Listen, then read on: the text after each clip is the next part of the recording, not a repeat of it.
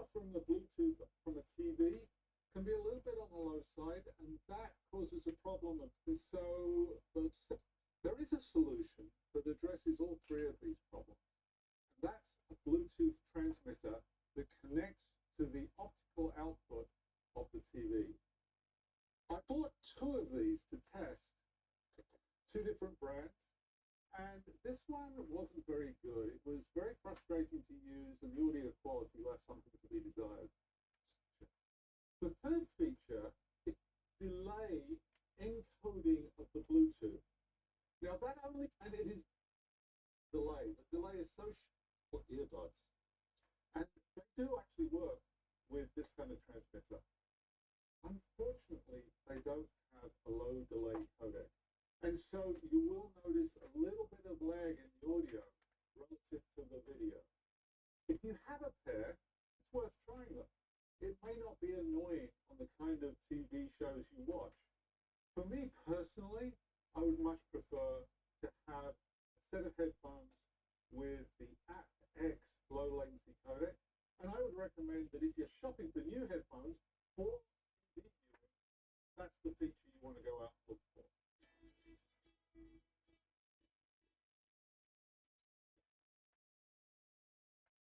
One really nice thing about this device is it comes with everything you need right in the box.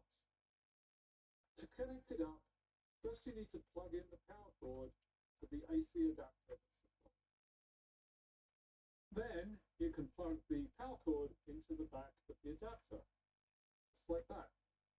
Next, plug the optical cable that's supplied into the optical socket at the back of the device. The other end of the optical cable plugs directly into the optical socket on the TV. If your TV already has an audio system hooked up to its optical output, then you need one of these optical splitters.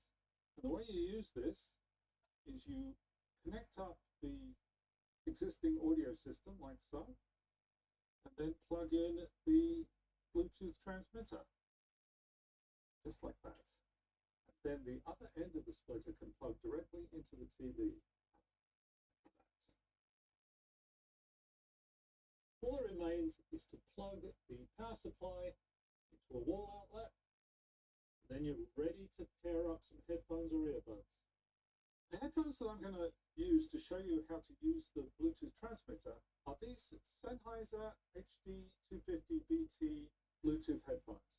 And the reason I chose these is because they have the aptX low latency codec, which tends to be a feature of higher end headphones, but these were under $50. Now these actually look like low end headphones because they're made of quite hard plastic. There's no padding on this headband, but because they're so lightweight, being made of plastic, they are actually quite comfortable. And Sennheiser have put a lot of attention into the electronics and the speakers.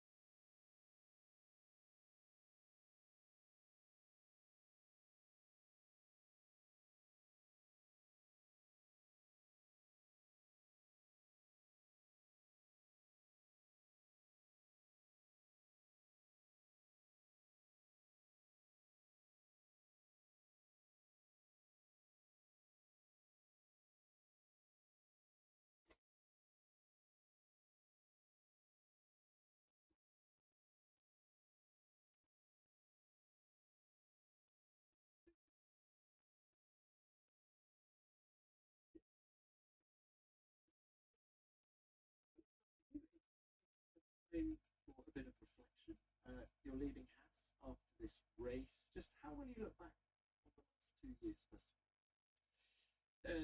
Positive, with a lot of good emotions, with a lot of joy and fun that I had over the past 2 years. I think we've grown together pretty strong in that time, and overtime part of my career after 2 years out. So reflect on it in a very positive way, and especially this year, I think it's been very successful, and I feel regardless of where we're going to end up Sunday night, we've had a very successful year, and we kind of won already.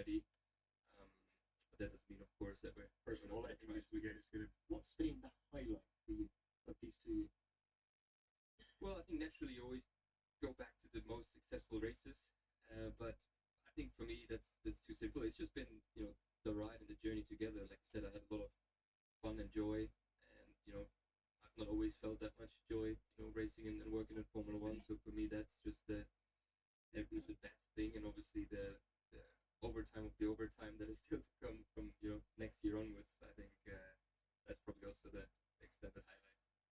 You say you won already this year as a team, but can I get you to elaborate on the battle for P6, just in terms of car performance, you versus Alpine? How do you see it this weekend? I see it very fight. The whole midfield is very tight, like we saw, over the last few weekends, and small things can make a big difference. I think it is going to be very difficult this weekend to turn it around after what happened last Sunday. Our package is competitive. We're quick on merit, and personally, all I want to achieve is to maximize and optimize this final weekend together and enjoy it. Enjoy it. Nico, thank you very much. Max, let's come to you now. A really great victory for you and the team on Sunday in Qatar. Just how much confidence does that performance give you coming into the season finale here in Abu Dhabi? I mean, it's a bit of a different track here, but it also shows that even when things are not going well, I mean, there's still an opportunity that you can turn things around or make it more competitive. Because in Qatar, starting the weekend, we were not very quick, and then when we went into qualifying, the proper qualifying, we were there to fight. So it shows that there was some more performance in the car, and I was very happy with that. This track, I mean, it's good. It's been good to us in the past, but because this year a lot has changed anyway. So I'm just relaxed, looking forward to it. Hopefully, we learn a bit more about the car that we can also use that for next year. Is it important to go into the winter on the back of a victory? Well, I mean, it would be nice, but it's not something that will change the world for us in the winter. We know what we have to work on. So, we just try to be as competitive as we can. We just reflect on 2024 for a moment. Hugely successful campaign for you, but how does this world title compare to the other three? I mean, we had this chat already in Vegas. You've had a bit of time to reflect. I mean, I still have the same opinion. Yeah, but a bit of time to reflect. We did a special press conference for it. Yeah. I sat there. I was waiting. I wanted to go out. I wanted to have a beer, have a drink. And now I'm answering the same question again. I don't think you waited actually. One more. I ran out. I had to sit there. Could not reach. Okay. But look, just for people who weren't in Vegas in that press conference. They can watch it back. Because I think, all right, yeah, they can watch it back. Well, let's talk about the Dutch Grand Prix. Final one from me. Look, news has come that yes, they've expanded the deal by a year. 2026 is going to be the last one for now. Can we just get your reaction to that? Yeah, I mean, of course, when I look at it, it's of course something that I'm sad about. That it's not going to continue. But on the other hand, also, I'm very proud of what they have done. And I think when I started in Formula One, I would have never imagined that we would go back to Zandvoort. And the races that we've had there, the event that they put on, I have a lot of respect for that, and I'm proud that I played a part in it as well. And seeing all the fans there was and is of course amazing, and I'm really looking forward to the final 2 years. But they can be very proud of what they have achieved. And I think the final year, 26, we have a sprint event also. They say they're going to go out with a bang, so I'm also very excited to see that. Thank you for that. Franco, thanks for waiting. Let's come to you. The last 3 races have been frustrating for you. What goals have you set? Hi, I'm Roger, a gadget guy. And today, I'm going 237 euro per jaar besparen op je autoverzekering. En met geld.nl. Op geld.nl vergelijk je het meest complete aanbod autoverzekering. En met gratis bol.com cadeaukaart. 20 euro. Very frustrated with the news that came out last night. I thought I didn't think that. I didn't expect that to come out. So that was like a gut punch. That was Jason Zagai, a union leader in Pittsburgh, who says that he and others in his union feel like Donald Trump just gut punched them by opposing the merger between U.S. Steel and Nippon. The U.S. Steel Nippon merger, which 95% of the union members who worked in that factory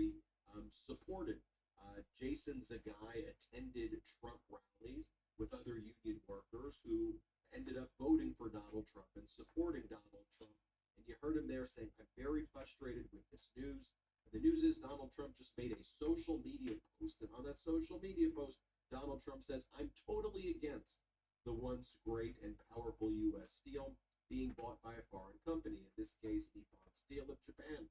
Through a series of tax incentives and tariffs, we will make U.S. Steel strong and great again, and it will happen fast!" Exclamation point. As president, I will block this deal from happening. Buyer beware. So it's not just Donald Trump coming out against it now, which he didn't do during the key campaign stops towards the end of his campaign, but he's coming out against it strongly. I'm going to block it. I'm going to make sure it never happens. And for people in Pittsburgh here and people who were part of the local 2227, they said, we're going to lose our jobs now, Donald. And now Jason's the guy, you heard him there. He goes, "I'm very frustrated with the news that came out last night." He's from United Steelworkers Local 2227. He's their vice president. He said during that panel discussion, quote, "I didn't expect that to come out, so that was like a gut punch." Let me share with you this. This is the local media coverage of what just went down. Play this short clip. One of those union leaders also spoke at a Trump rally shortly before the election. He says he was shocked to hear the president-elect come out so strongly against the deal so soon after the election. Very frustrated with the news that came out last night. I thought, I didn't think that, I didn't expect that to come out. So that was like a gut punch. Union leaders at the U.S. Steel Irvin Works say 95% of their members are in favor of the Nippon merger, and many of them were at the Trump rally in Pittsburgh the day before the election. The union leaders say they were initially skeptical of the deal, but they came around after meeting with Nippon officials during the summer.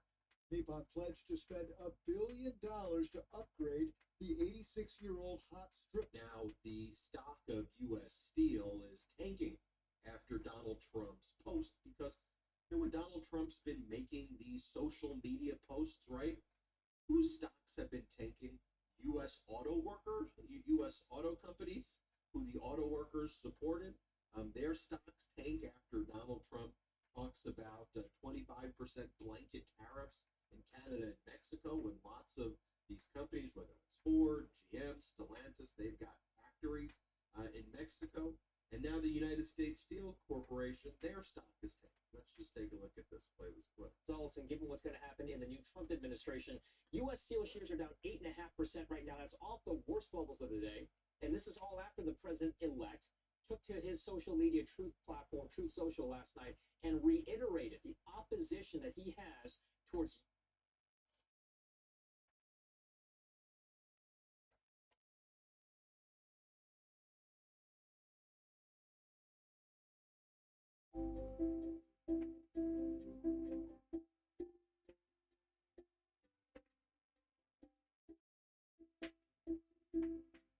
Ga je nog even met Russell over praten? Even rustig. Ja, nu nog even niet, maar hij weet wat het is. Hij doet altijd heel netjes hier voor de camera. Maar als je dan naar binnen persoonlijk zit, is het gewoon een andere persoon. En daar kan ik niet moeilijk tegen. Kan jij ook gewoon een beetje oplossen. Daar heb ik niks meer uit, daar hoef ik niks meer uit te maken.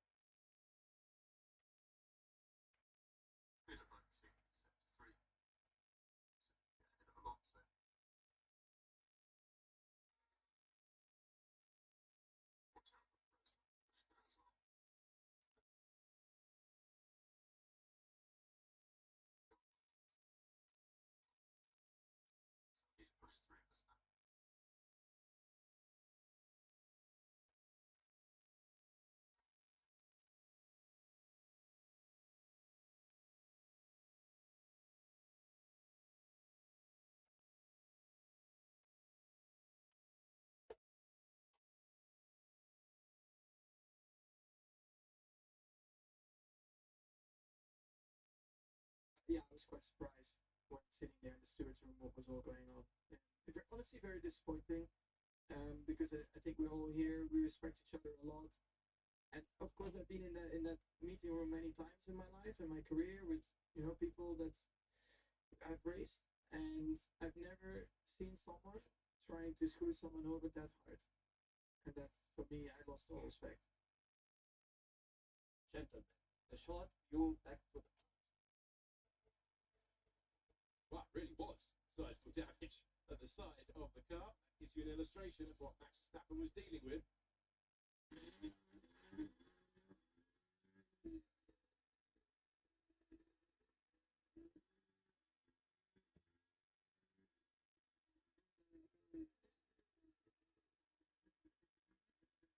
Exactly.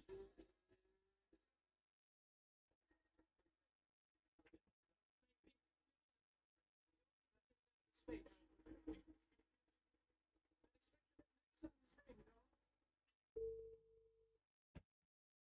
That one, I think it's not very rewarding anyway, because I won't get him anyway.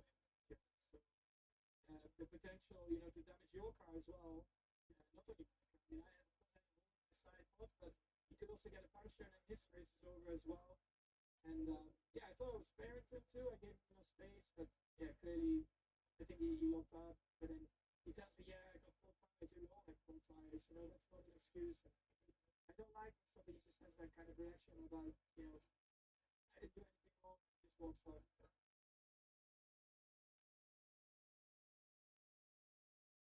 I mean, it was all a little bit pathetic. I think there's something you learn as a kid is if you're going to give something, you've got to be willing to take it as well. He's had his fair share of giving moves like that and being tough and hard and racing, and it's a little bit, poor to see how he sort of spat his dummy out when it was the first time he probably got something back in the same regard. So.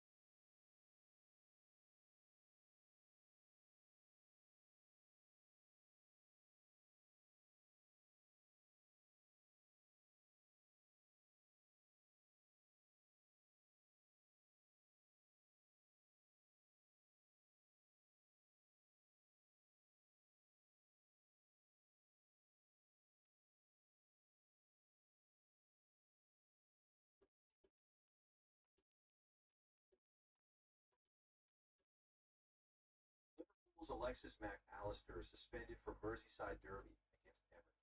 Alexis Mac Allister was given his 5th yellow card of the season against Newcastle United, therefore earning himself a suspension for Saturday's meeting with rivals Everton. Alexis Mac Allister is somehow harshly booked by referee Andy Madley. Yellow card, yellow square means he will be suspended for a match against Everton.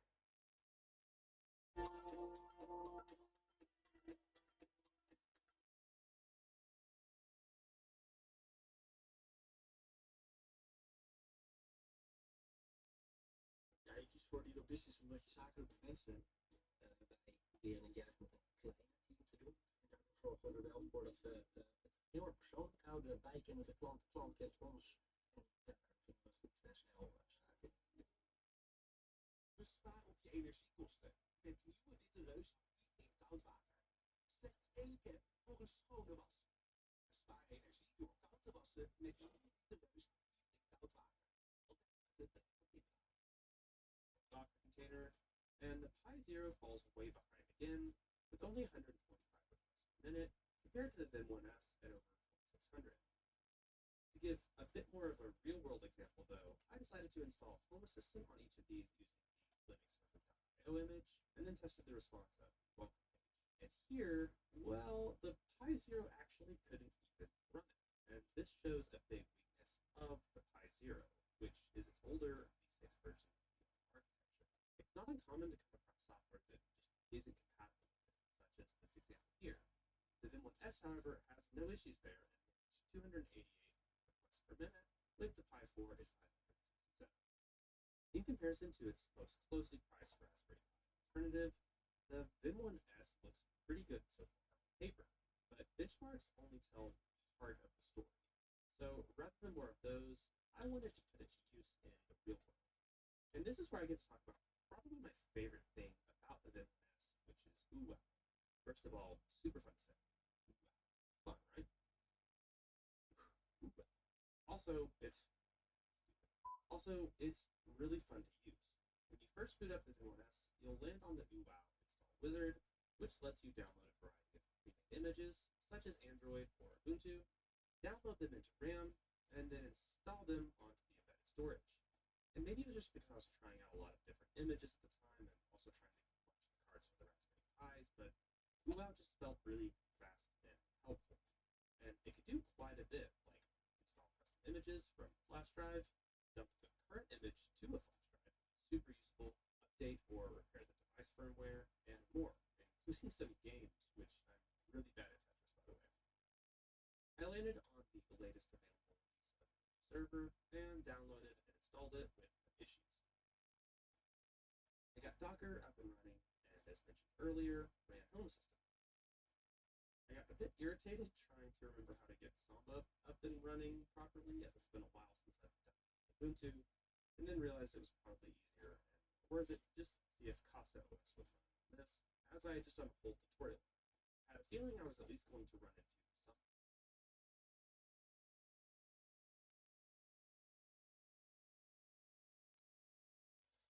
I love Arna Slot. This guy just says whatever comes to mind, and today he was spewing gold. There's one thing in particular that I literally laughed at listening to his press conference, and I can't wait to share it with you guys. There's a couple things Arna Slot talked about in his press conference that I thought were really, really interesting. You're not going to want to miss this, and this is the channel that's all Liverpool all the time. It's all red. Hit the like button on this video as we continue to tour the best and the best manager in the world.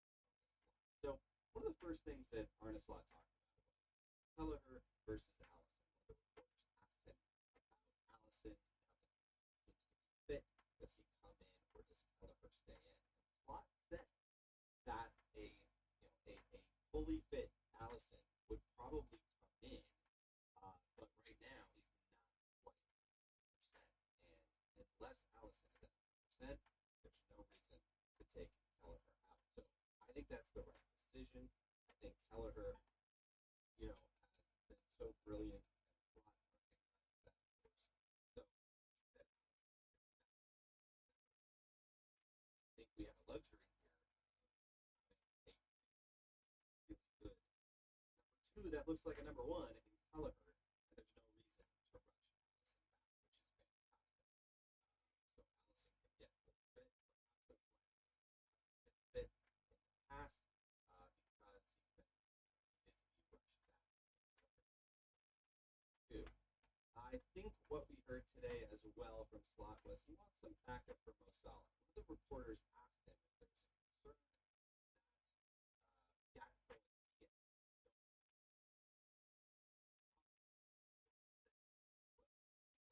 Salah plays more often than those two. The problem on the left wing is that it's not Diaz and Gakpo. They share minutes because they're both very, very good, and we don't have that right wing. Salah is basically our only right winger, and so he said that's why you combine Gakpo and Diaz, their stats, you probably get some similar numbers to Salah. And of course, the follow-up question was, well, and Slot said, yeah, I think it is. And we need to figure out how to fix that. The biggest thing is we just need to keep Mo Salah fit and healthy. But that, in my mind, was like, ooh, I think Arne Slot wants a little bit of backup. I think he wants someone who can maybe share some minutes with Mo Salah, and Liverpool just don't have that at the moment. So that's one to watch in the transfer market. As Slot has kind of hinted there a little bit that Liverpool may want somebody who can Mo Salah this January. And speaking of Mo Salah, someone asked right off the bat, hey, Mo Salah's comments at the weekend, he said, if you hadn't seen what Mo Salah said, he basically said right after the Man City game, this might be my last time to play Manchester City at home, and so I just wanted to enjoy it. So, obviously there's speculation for that.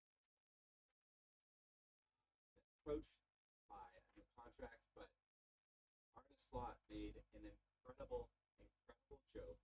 Here's what he said about Mo Salah. He said, maybe Mo knows more about the 115 charges that are done, and he expects him to not be into Premier League next season. I lost again. That is fantastic from Arne Slot. He kind of thinks like a Liverpool fan, right? Like, what manager says that? What manager says that about Manchester City? Oh, Arne Slot, we love you so much. Oh my goodness.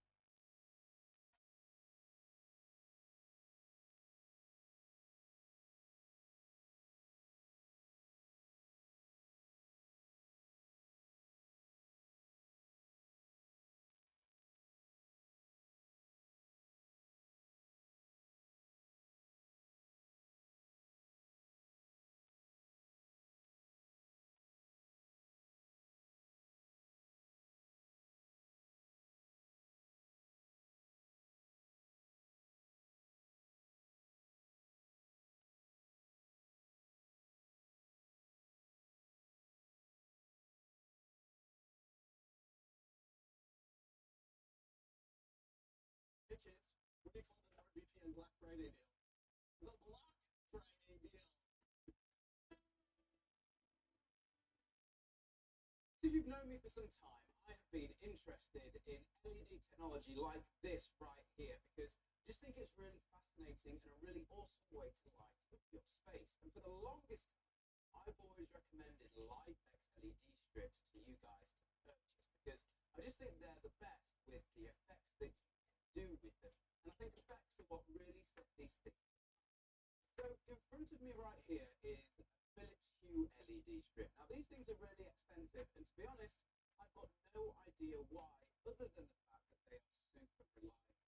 I've installed something like this for my clients, for example, like with Beta Squad, for example. I want to install it, leave it, and I want it to basically just work. The problem is with these though, yeah, they're great, you can light them up with a colour, turn them off and on via a mobile app, but it literally ends there. No effects or anything. Now, behind this screen right here, I've got a LifeX strip. See me turning that on there, and I can also go ahead and adjust the brightness. The things I like about the LifeX strips, though, is that you can go onto themes here and choose one of these themes. And what this will do is go ahead and on different portions of the actual strip themselves, assign a different colour. And then you can actually go ahead and animate these so they change. And I'm just clicking on the different themes here, but just to show you guys that we've got green down here, red here, purple up here, you can have a different colour along the entire strip. Now, as good as the LifeX strips are, they do come with some downsides. The first thing is the price. Back to the Philips setup, we're going to micro USB this into the side of the computer. So once you've got your development board hooked into your computer, I'm on a Mac here, it also works on Windows. Go to Google and type in install WLED.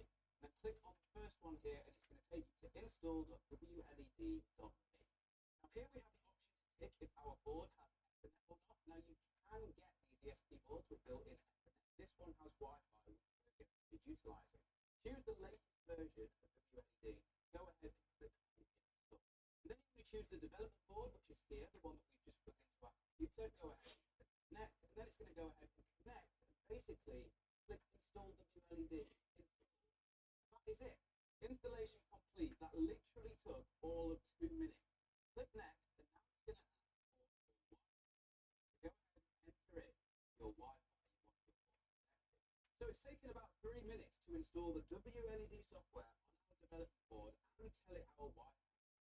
Once it's connected, it's going to say on your screen, visit device. Now this device has connected to your Wi-Fi, given itself an IP address. And as you can see, I'm connected to it now, 192.168. Your number will be different here, so don't worry about that. But this is the main console for WLED. How easy was that? Now if I go ahead and click the power button here, you can see on this board, if I turn off the power, it turns off the LED. Turn back on the power, it turns on the LED. So if we can control one LED on this board, how about 300? Now another great plus side to this is you can choose what LED strip you would like to use. So if you come in close and look at these for a quick second, you can see that we've got the LifeX strip here. You can see the distance between each LED. Then we've got a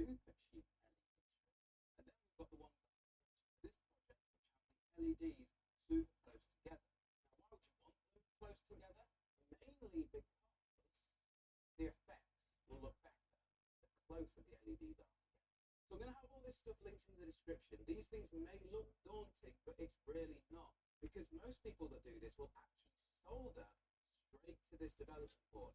But what we're going to do is use some of these as a little hack. You can basically just tear these off here, and then you've got a little cable here which can go onto the pins of your development board.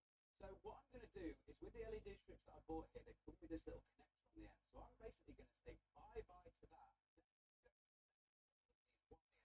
To these wires, I'm going to connect in these, which are our little jumper cables. And just for now, until we get things up and running, I'm just going to twist them together, just so we can prove that it's working. So this is where you have to follow along really carefully. We're going to want to take our positive, that is going to want to go to the bin terminal on our ESP board. Then we're going to want to take our negative, or ground, this is going to go ground here. So for me, that is right next to the bin port there. This is our data cable. So this is what tells which LEDs to change to what color, which not to. This is going to go on the D4 pin. So 1, 2, 3, 4. There's that D4 straight on there. And as you can see, our LEDs have lit up, but not all of them, as you can see, they stop there. Why is this? So in this 1 meter strip that I have, we can see here with the Amazon listing that we have 144 LEDs on this one strip. So let's go back to our WLED software. We're going to go ahead and config here, LED preferences, and then here where it says length, we're going to change this from 30 to 144, and then we're going to go ahead and click save. Now you can see all of our LEDs have lit up.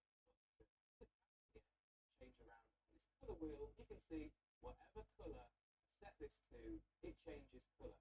Great. So we've got our sort of Philips Hue rip off right here. What I'm going to go ahead and do now, though, is to show you guys one of my favorite search here, and as you can see, it sends out some fireworks, and then the fireworks explode. Yeah, you guys get the point. You can't do stuff like this with Philips Hue. You can almost get there with LIFEX, but it's not cool effects like this. And as you can see via this list, there are hundreds of different effects that are pre-installed. You can even code if you'd like to your own custom effects and do things like what it shows with this. Okay, so now all of this is set up, what I'm going to go ahead and do is use some heat shrink tubing to make sure all of these aren't exposed to the elements. But before I go ahead and do that, I'm going to actually extend these wires so we have a few meters of cable to play with between our controller and the start LED strip. And to do that, I'm going to use some bog standard Cat5e. Het is Black Friday bij Delta. Glasvezel en tv de eerste 16 maanden of neem Delta mobiel erbij. Samsung Galaxy A05s voor maar €60. Check alle Black Friday deals op delta.nl.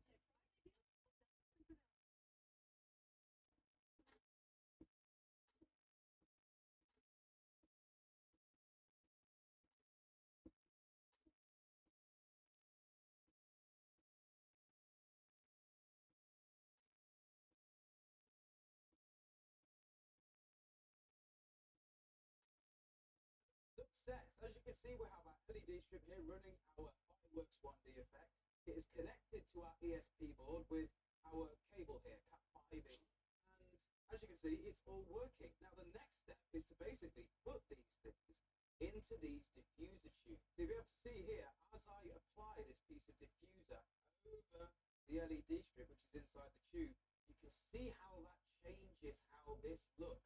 Okay, so we have our first LED strip installed, running the effect. Now Jed has helped me do 3 more of these. So with these connectors, what we can go ahead and do is basically just connect them together.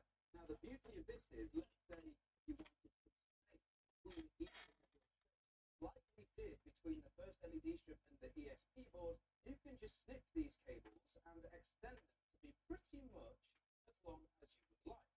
Okay, so with a little bit of fiddling out of the way, we've got all our LED strips set together. Now if I have to go into the config here and click on LED preferences, we've got 576 pipes into our length, which is how many individual LEDs we have in our massive strips here. So hopefully this is going to work.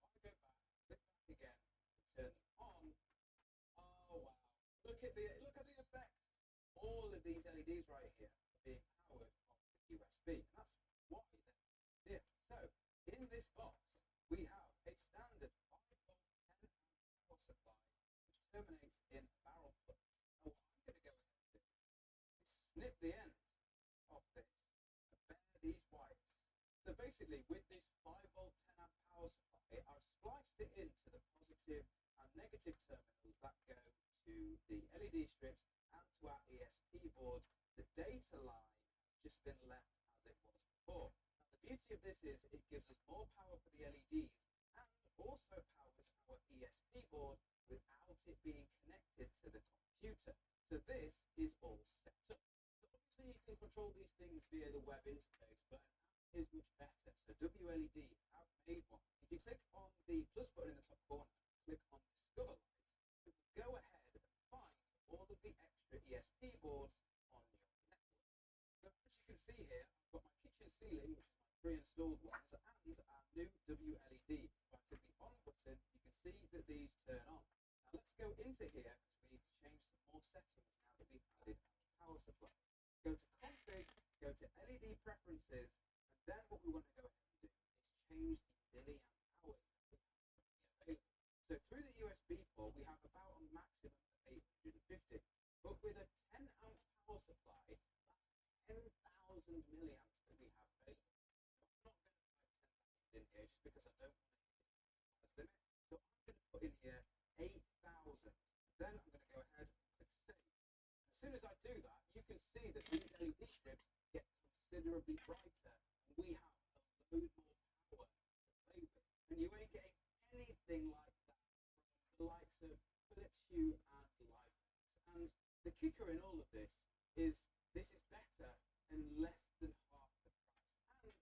And we've had fun doing it. The process has been good because it's rewarding when you spend time doing something like this.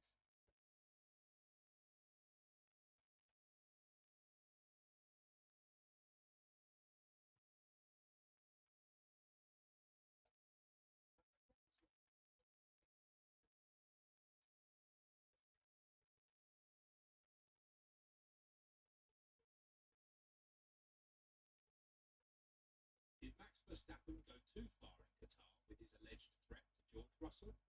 Or is Russell playing a dangerous game by challenging one of the fiercest and most dominant drivers in Formula One history? This story is more than just another racing rivalry. It's personal, raw, and filled with the kind of drama that fans live for. The Qatar Grand Prix was a landmark race for Max Verstappen. He secured his third consecutive World Championship with races to spare, solidifying his place among the sport's all-time greats. But what should have been a weekend of celebration for Max turned into a weekend of controversy. A clash between Verstappen and George Russell, both on and off the track, escalated into one of the most talked about feuds in recent memory. The tension began with an on-track incident. Both drivers were summoned to the stewards' room for discussions, a routine procedure in Formula One. But according to Russell, what happened behind those closed doors was anything but routine. Speaking to ESPN later, Russell dropped a bombshell. I find it all quite ironic, considering Saturday night, Max said he's going to purposely go out of his way to crash into me and, quote, put me on my fucking head in the wall. Let's pause here.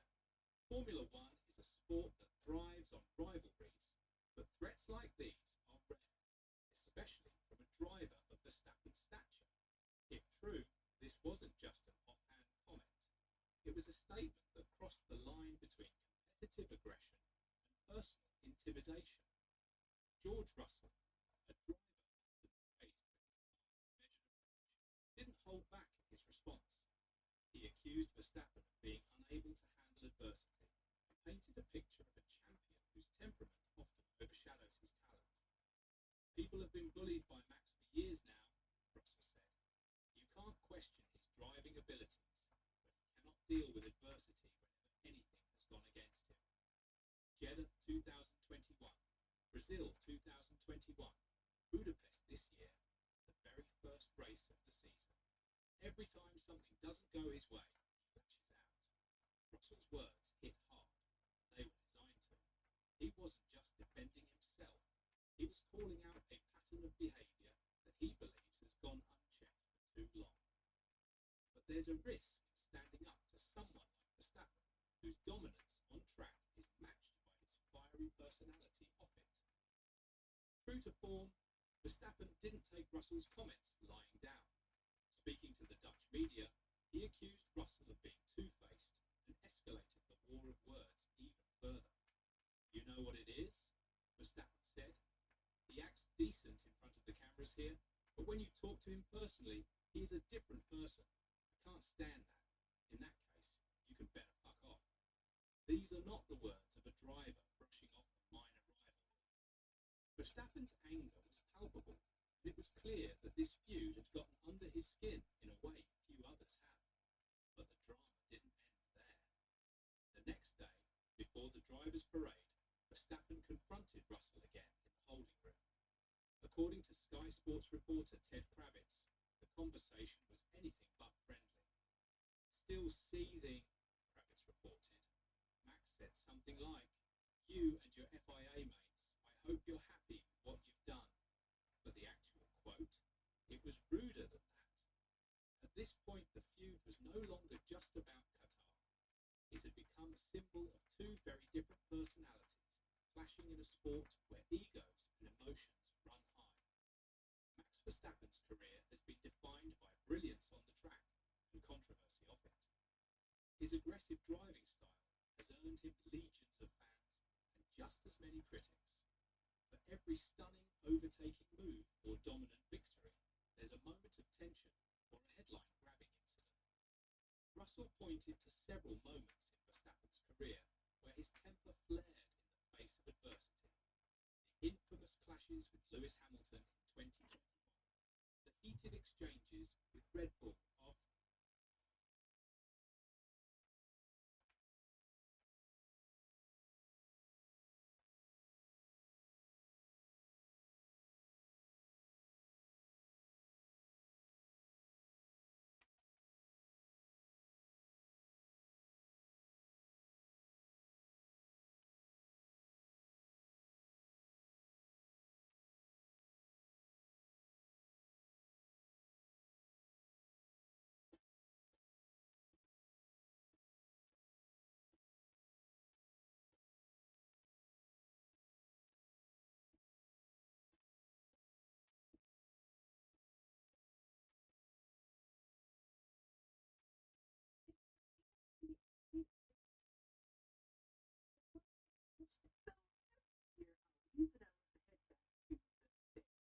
leading up to the trip, I was thinking some things with friends and family. And I just realized that the conversations I have with people back in the States are completely different than the conversations I have with people.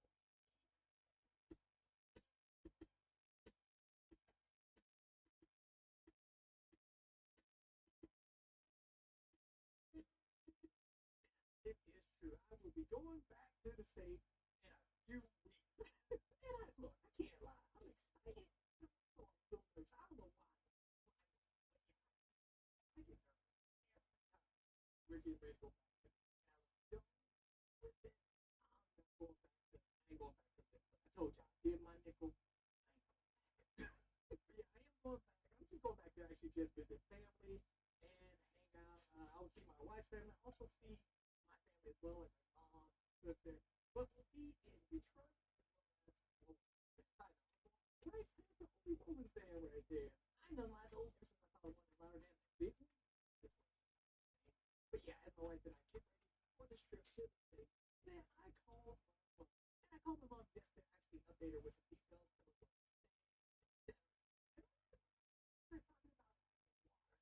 And man, I'm not gonna lie, this threw me for a second. I was just like, my water, what are you talking about? We have running water in the Airbnb. And she was just like, oh, no. I'll bring you over a water filter or, a water pump. And I was like, no. Okay, well, I'll bring you a thing of bottled water. And man, that's when it hit me. Hold on. Come on, y'all know y'all would ride that. Come on. Come on, we can all fit there. But yeah, man, that's when it hit me. People don't be drinking the water. You're not supposed to drink the water out of the tap. And I use it, but for some reason, I just completely forgot. How crazy is that? Something so, I feel like it should just be erased and have like fresh water. Shit, my mom was on the phone over there telling me like, you don't drink that. You don't drink tap water. Man, it was time to make something out of a horror movie. Well, look.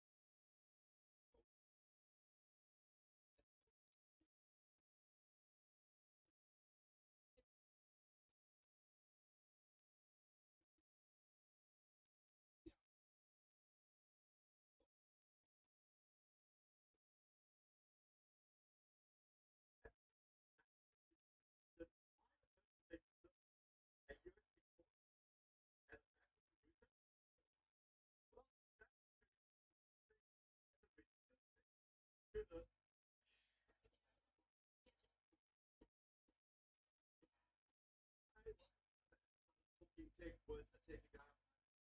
I guess what I meant is simple.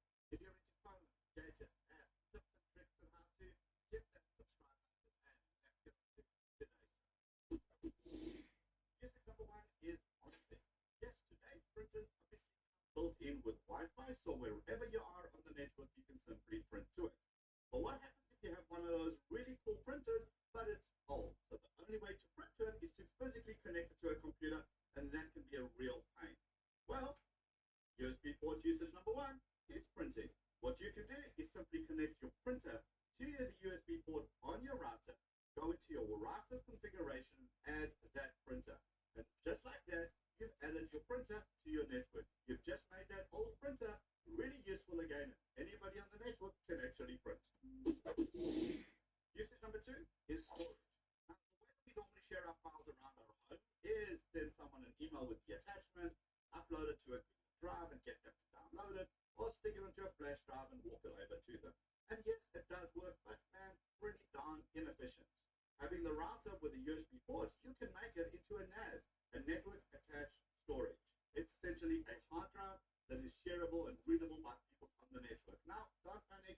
Yes, you will have security built in, based on your user level and based on who you are. You can actually read some things, you can read and write to some places, or you can have no access at all. So you still maintain your file integrity and file security. And the router software will actually make it into a media server, which basically means when you upload photos, music, videos, those will be accessible by things like your smart TVs and other computers and other devices around your network. How do you actually do that? You simply plug an external hard drive into the back of your router, go into your router software, configure the external storage, and you're good to go.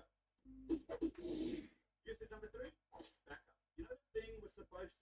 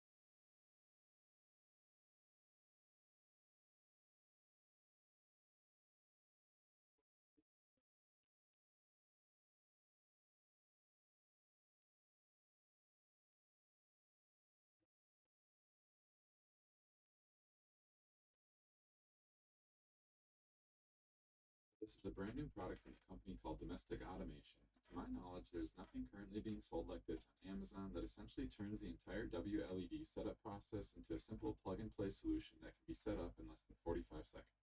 I'll get into more of the details of the board later, but right now I want to show you the most exciting part, which is how easy it is to get up and running.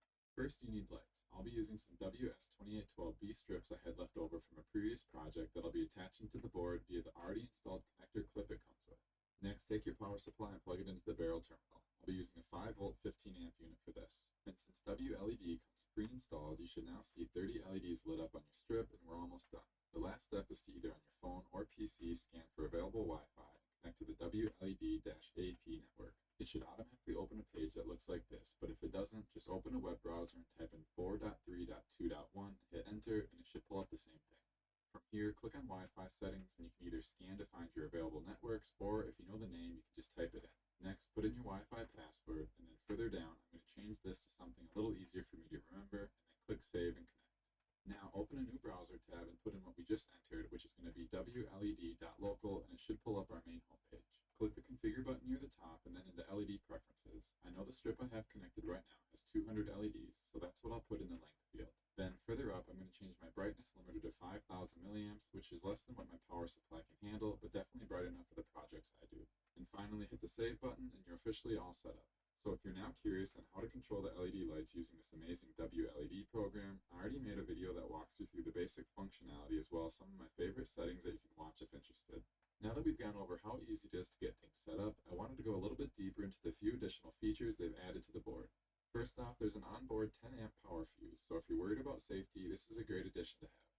Second is an onboard relay. Now when LEDs are turned off, they still continue to draw a little bit of power, so if you're energy conscious, having this relay to truly cut off power to all lights is a nice bonus. They also included an onboard sacrificial pixel. They're using this to boost the data signal so that if you need to put the beginning of your LED strip far away from the controller, your data signal will be able to travel the distance without diminishing to the point where your LED strip will not operate correctly. And if you don't want this LED to actually light up during operation, just go into LED preferences and next to the skip first LED, change the value from 0 to 1. And as far as power injection, they have this block built in, which allows you to tap into your main power supply and run additional wires to your LED strip if power injection is needed. And finally, what I'm super excited to try out is a motion sensor and button module that they sell separately, which can be plugged directly into this port. I'll be doing a follow-up video shortly on this to see how they work. Now this board is designed to work specifically with the 5-volt WS2812B or 5-volt WS2811 LED strips, so make sure you're only using those types. Also, it's using an ESP8266 module, so the max number of LEDs that WLED recommends is 512, but I know I've used up to around 1,000 pixels before and have been happy with the performance. And they also offer a different variation of the same product that has an external Wi-Fi antenna that can for sure come in handy in certain situations.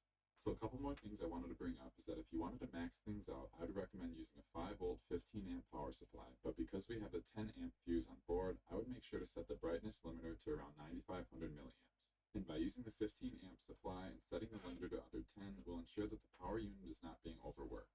And finally, if for some reason you want to perform a factory reset of WLED, after things reboot, you go through the initial setup steps again. Go back into LED preferences and make sure that the GPIO number is still set to 2, and further down, make sure the relay GPIO is set to 12 and that the box next to invert is checked.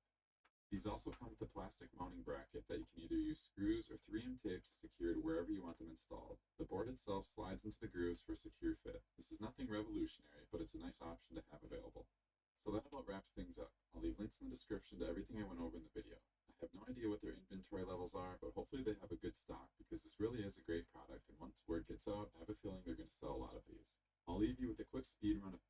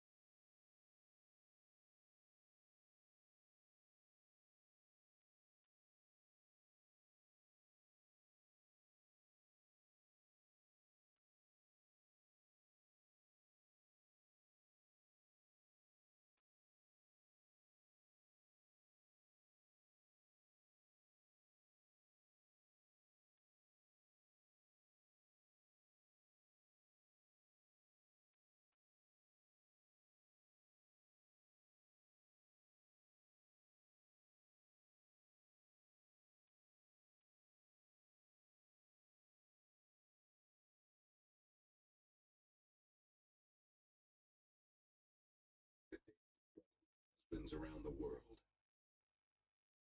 When you get married and find out that there is a wrong way to put milk back in the fridge.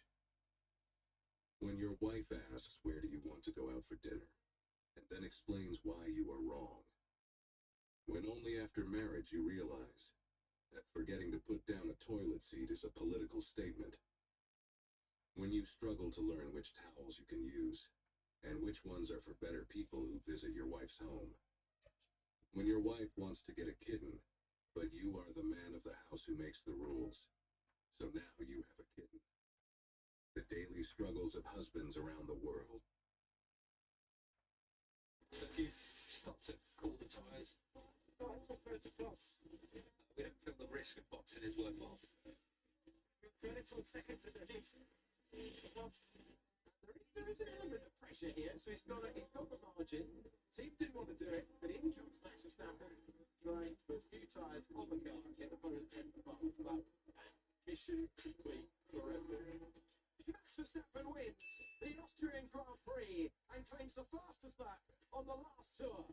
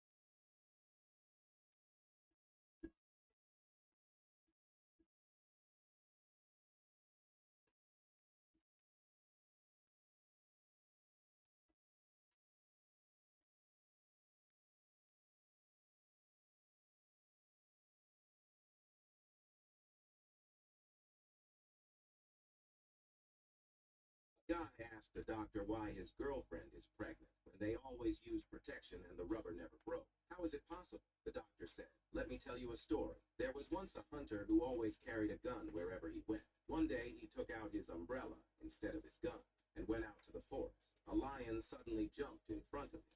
In order to scare the lion, the hunter used the umbrella like a gun and shot the lion. Then it died. The guy shouted, "Nonsense! Someone else must have shot the lion." Doctor replied, "Good, you understood the story. Next patient, please." A guy asked the doctor why his girlfriend is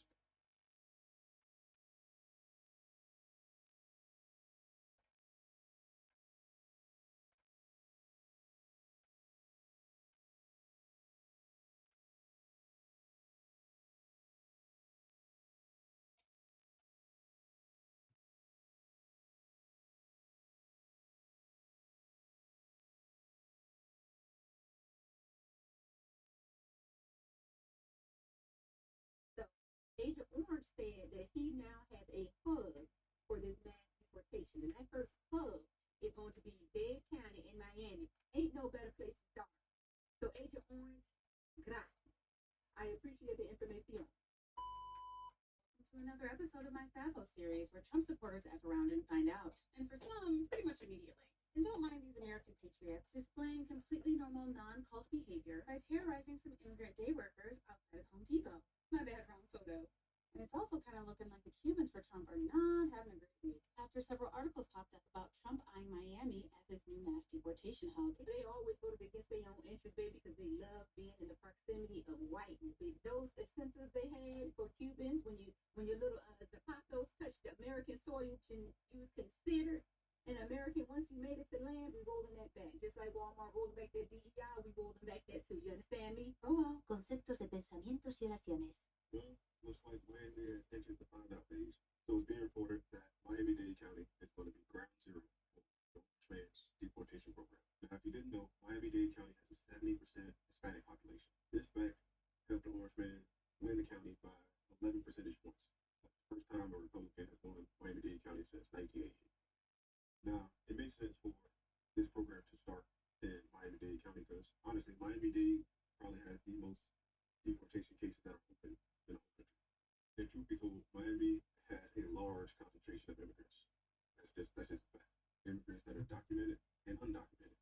And chances are, if you live in Miami, you probably know someone who's undocumented. It's just unbelievable. But just to be clear, this whole program is not just going to target people that are undocumented. It also is going to target people that are on DACA, target people with temporary protected status, it's going to target people seeking asylum. And keep in mind, those people aren't illegal, but the simple fact that those programs that they're trying to use will be taken away or expired.